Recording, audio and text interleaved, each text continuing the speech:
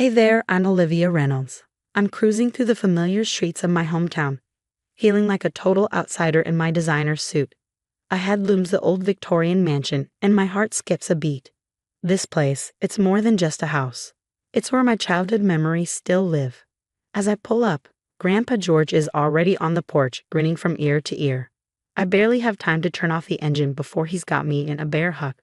Happy 80th, Gramps, I say, breathing in the familiar scent of his aftershave. Look at you, all grown up and taking the city by storm, he chuckles, leading me inside. The house is buzzing with party preparations, and there's my mother, Sandra, fussing over flower arrangements. Our eyes meet, and there's that familiar tension. Olivia, you made it, she says, smiling though it doesn't quite reach her eyes. Traffic? I lie, knowing full well I delayed leaving on purpose. Well, you're here now. Your room's ready upstairs if you want to freshen up. I head upstairs, automatically avoiding the creaky step. Some habits die hard. My old room is just as I left it, a time capsule of my teenage years. As I unpack, there's a knock at the door. It's Ethan, my stepbrother, all grown up and annoyingly handsome. Hey sis, long time no see. Ethan. I nod, keeping my tone neutral. How's life? Oh, can't complain. Dad and I have been helping out around here a lot. Someone's got to look after the old place, right? There's something in his tone that rubs me the wrong way, but before I can respond, we hear Richard's voice from downstairs. Kids, come down and help with the decorations. As we head down, I can't shake the feeling of being an outsider in my own home. Conversations flow around me, full of inside jokes and shared memories I'm no longer a part of. Later, as the party hits full swing, I find myself on the back porch nursing a glass of wine and escaping the chaos. Grandpa George joins me, his eyes twinkling. Too much excitement for the city girl, he teases. I laugh, grateful for his understanding. Just needed some air. How are you holding up, birthday boy? His smile falters slightly. Oh, you know me, tough as old boots. There's something in his tone that makes me pause. Gramps, everything okay? He pats my hand. Don't worry about me, sweetheart. Just promise me something. Don't let go of this place. It's more than just bricks and mortar. It's our history. Before I can ask what he means, Sandra calls him back inside. As they leave, I catch snippets of a heated conversation. You can't just decide that on your own, Dad. My house, my decision. Think about what's best for everyone. I lean against the porch railing, a knot forming in my stomach. Something tells me this birthday celebration is just the calm before the storm. The phone rang, jolting me awake. It was 3:00 a.m., and my heart sank. Late-night calls never bring good news. Hello? Olivia, it's your mother? It's Grandpa. He's gone. The world stopped. I couldn't breathe. What? How? Heart attack. It was quick, they said. I was on the next flight home, my mind reeling. The funeral was a blur of black clothes and sympathetic murmurs. Ethan was there, playing the grieving grandson perfectly. It made my skin crawl. A week later, we gathered for the reading of the will. Mr. Johnson, the family lawyer, cleared his throat. The estate, including the family home, is left to Sandra Reynolds. My jaw dropped.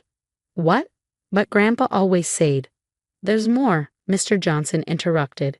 Sandra, there's a letter for you. Mom read it silently, her face unreadable. Then she looked up, her eyes cold. I've made a decision.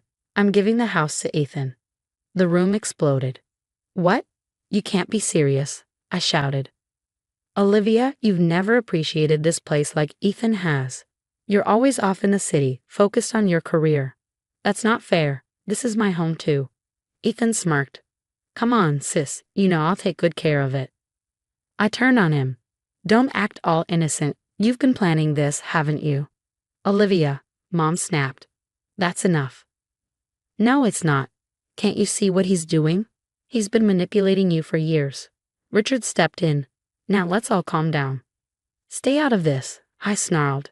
This is between me and them. I turned back to Mom. How could you do this? Grandpa wanted me to have this place. He told me so himself. Well, he changed his mind, apparently, she said coldly. No, you changed it for him. God, I can't believe this. You're choosing him over me, your own daughter. Olivia, please, Ethan said, his voice dripping with false concern. We're all family here. Family? Is that what you call this? I shot back. You've been playing us all along, haven't you? Playing the perfect son while I was away. Ethan scoffed, his voice tinged with irritation. That's ridiculous. You're just jealous because Mom sees how much I care about our family history. Our family history? I spat. You're not even blood. The room fell into an uncomfortable silence. Mom's face turned cold, her expression hardening. I think you should leave, Olivia, she said quietly. I looked around the room, my gaze lingering on the faces of the people I once called family. Betrayal burned hot in my chest. Fine, but this isn't over, I warned. I'm not letting you steal my inheritance. I stormed out, slamming the door behind me, and looked back at the house that should have been mine. Something inside me hardened. They thought they'd won, that they could just push me aside and take everything. But they were wrong. Pulling out my phone, I dialed a number. Hey, it's me. I need your help. It's time to dig up some dirt on my dear stepbrother. I met Mike at our old hangout, Joe's Diner. He hadn't changed much since high school, still had that boy next door charm, now paired with a detective's badge. Olivia, long time no see. So what's this about needing dirt on your stepbrother? I spilled the whole sordid tale over coffee and pie. Mike whistled low.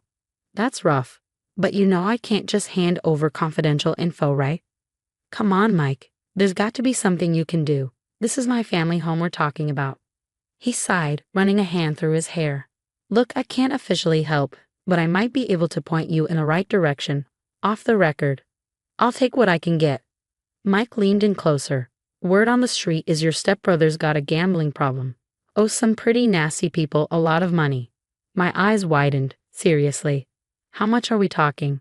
Enough to make a guy desperate for a big payday, like, say, a valuable old house. The pieces started falling into place. I thanked Mike and began digging into Ethan's past. It didn't take long to find the cracks in his perfect facade.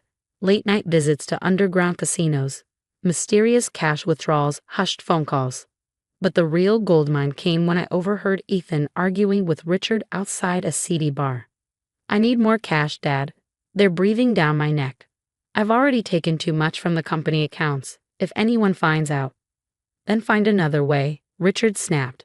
You want Mom to know what we've been up to. I couldn't believe my ears. Richard was embezzling to cover Ethan's debts. This was bigger than I thought. I needed proof. Sneaking into the house while everyone was out, I searched Ethan's room. Hidden in a hollowed-out book, I found a stack of IOUs and threatening letters. But the real kicker, a series of manipulative texts to Mom, playing on her emotions and guilting her about me. I just feel so alone sometimes, Mom. It's like Olivia doesn't even care about us anymore. You're the only one who really understands me. I don't know what I'd do without you. I was about to leave when I heard the front door open. Panic surged through me as footsteps approached. The door swung open, revealing Ethan. His eyes widened in shock, then narrowed dangerously. Well, look who's breaking and entering, he sneered.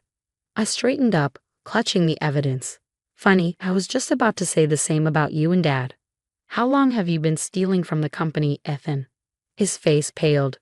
I don't know what you're talking about. Save it. I know everything, the gambling, the debts, the manipulation. It's over. Ethan lunged for the papers, but I dodged. We grappled, knocking over a lamp. The crash echoed through the house. Give me those, he snarled. Not a chance, you lying snake. Suddenly, Mom's voice rang out from downstairs. What on earth is going on up there? We froze, staring at each other. Ethan's eyes were wild with panic. This isn't over, he hissed, releasing me. I straightened my clothes, heart pounding. You're right, it's not. The annual fundraiser is next week, isn't it? Better get your story straight by then. As I pushed past Ethan, I saw real fear in his eyes. Good. He should be afraid because I was done playing nice. It was time to expose the truth once and for all.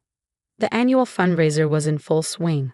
I smoothed my dress, feeling the weight of the evidence in my clutch. Ethan caught my eye across the room, his smile faltering. Ladies and gentlemen, Mom announced, welcome to our family home. We're so grateful for your support. I watched Richard shift nervously, constantly checking his phone. Showtime. Actually, Mom, I have something to add. I interrupted, stepping forward. The room hushed. This house has quite a history, including some recent additions. Ethan started towards me, but I was quicker. I pulled out the documents, holding them high.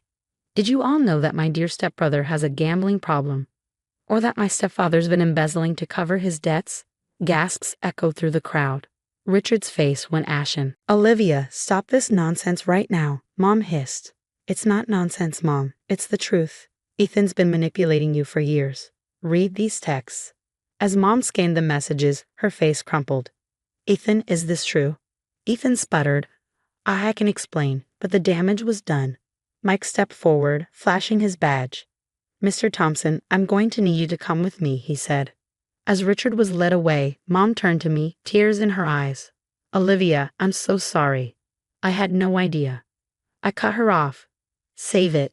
You chose them over me, your own daughter. Please let me make it right. It's too late for that. I'm done. The next few weeks were a whirlwind. Richard was arrested for embezzlement, and Ethan's debts came to light, ruining him financially and socially. Mom spiraled, shunned by the town she once ruled. I challenged the house transfer in court and won. Standing on the porch, keys in hand, I felt a bittersweet victory. Mike joined me, whistling low. Some renovation project you've got here. I smiled. It's not just for me. I'm turning it into a community center for at-risk youth. Grandpa would have liked that. He'd be proud of you, Liv. Months passed, and the center thrived, filled with laughter and hope. My career took off, fueled by newfound confidence. One day, as I was leaving work, I spotted a familiar figure, Mom, looking older and worn, staring at me from across the street. For a moment, our eyes met. Then I turned and walked away, head held high. Later at home, I flipped on the news. A familiar face filled the screen. Former local businessman Ethan Thompson was sentenced today for fraud. I switched it off, smiling to myself. Justice served. A knock at the door interrupted my thoughts. It was Mike, grinning and holding up a pizza box. Thought you could use a break from all that corporate climbing and community saving. I laughed, letting him in. As we settled on the porch overlooking the town, I felt a sense of peace wash over me. You know, Mike said between bites, you're pretty incredible, Olivia. The way you handled everything turned it all around. I shrugged but couldn't hide my smile. I had some good people in my corner. Well, here's to new beginnings, he said, raising his soda can. I clinked mine against his, looking out at the future stretching before me. To new beginnings and writing our own history. The story of Olivia's fight for justice in her family home has come to an end. Now I've got a question for you. If you were in Olivia's shoes, would you have cut ties with your mother completely or given her a chance to make amends? Was Olivia too harsh, or did Sandra's betrayal justify the permanent rift? Share your thoughts in the comments below. Your perspective might just shed light on an angle we haven't considered. If this family drama got you thinking, hit that like button and subscribe to catch more stories.